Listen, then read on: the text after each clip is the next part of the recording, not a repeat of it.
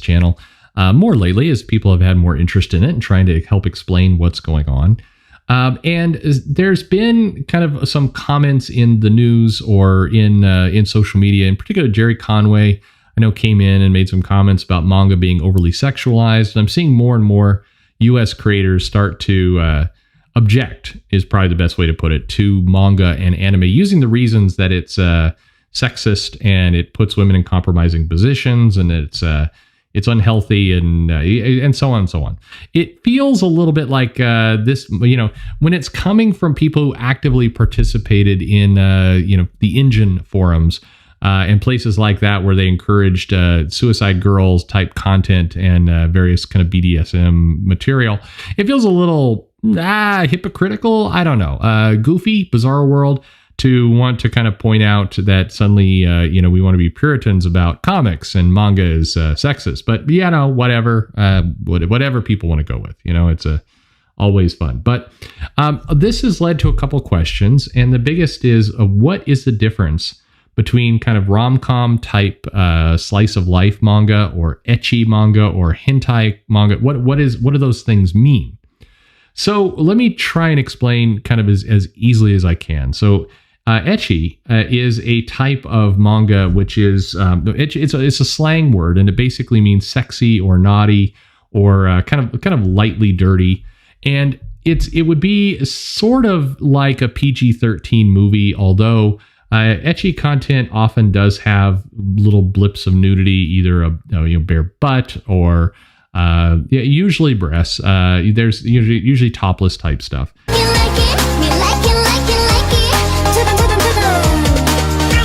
But it's not necessarily like you wouldn't see any actual sex. You wouldn't see penetration. You might see them hinting at it, but you would see mainly it's kind of fan service or very, very, very softcore.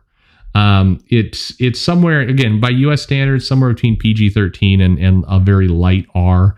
Might be a little bit like a kind of the R-rated, ski school comedies of the 80s. That's kind of what it would remind me of. In general, ecchi is fan service, the right word. Fan service would be that you've got a manga or cartoon, and you have a bunch of very attractive women in the cartoon, and you got usually one hapless guy, and all the women are attracted to the guy because that's a pretty standard trope. And the guy maybe has his eye on one woman who doesn't really know exists, but maybe she has some deep feelings for him that she's not admitting. So it's like that kind of romantic mix-up type stuff. And the women all run around trying to, get with the guy. They want to date him, but if he shows an interest or anything like that, then they'll get angry and slap him. Usually the kind of the comedy hijinks of ecchi would be like the guy is kind of minding his own business, and he stumbles and he accidentally like trips and falls, and his head just gets wedged between a girl's breasts or her butt. And then he's like, where am I? It feels soft like a pillow. And then he looks up and realizes he's crammed into somebody's cleavage, and his nose will start bleeding and he'll face go red. And the girl will get like, oh, you're so forward. And then she'll punch him in the head, but she's secretly glad that he did it. And then, comedy ensues. This is one of those things where if you've seen enough of them, it gets pretty, not tiring, but you could see it coming, maybe is the best way to put it, no pun intended. So there's a show on Netflix right now, which I'd say is a kind of a perfect encapsulation of ecchi type content. It's called Is It Wrong to Try and Pick Up Girls in a Dungeon? And again, on Netflix, you can easily get to it. Very basic story of our main protagonist is a character named Bell. He is a 14-year-old adventurer. He's not terribly good at what he does. He's new in his career. He is placed under the goddess Hestia, who is super horny for him, but in that kind of odd Japanese way of being very aroused by him, but also very shy and also wanting to be firm and stern with him.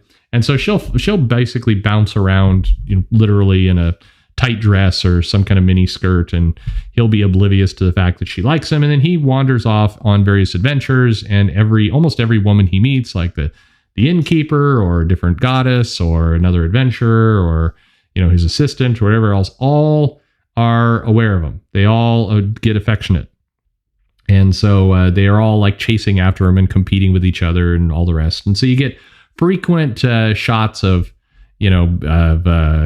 cleavage, him falling again into the people's chests, him waking up and Hestia's like climbed into bed with him and is just taking a nap next to him, or he accidentally stumbles and falls into a spring pool somewhere and all the women are naked.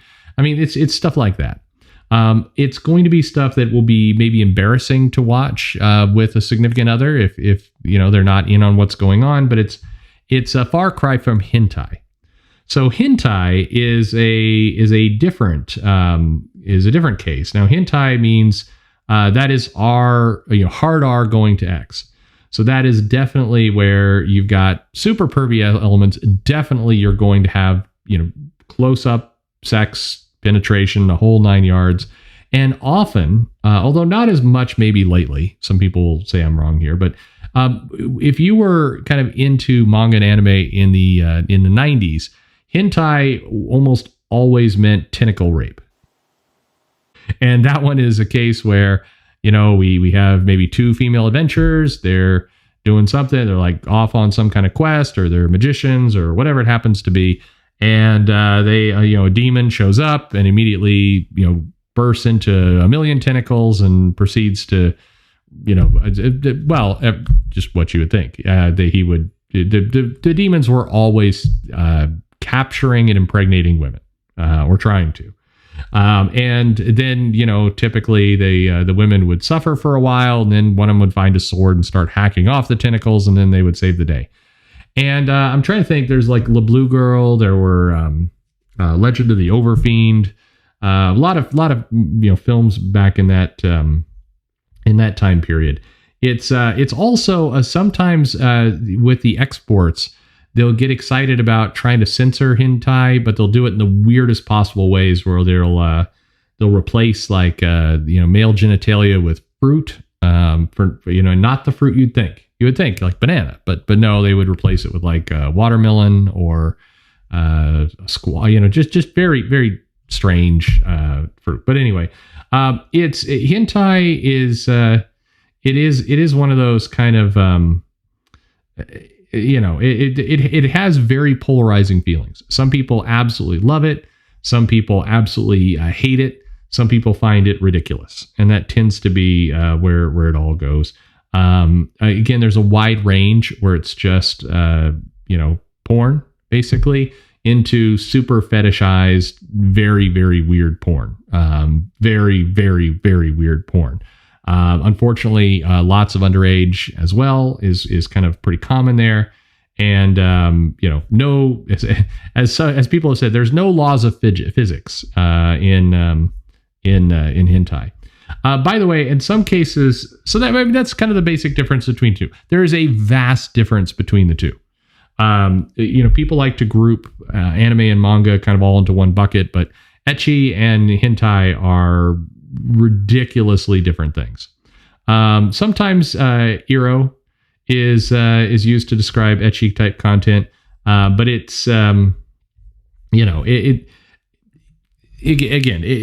is you probably want to know a little bit more about what you're getting into before you want to read it or watch it. You could find yourself with something you absolutely are going to hate, and that you will not be able to get out of your head.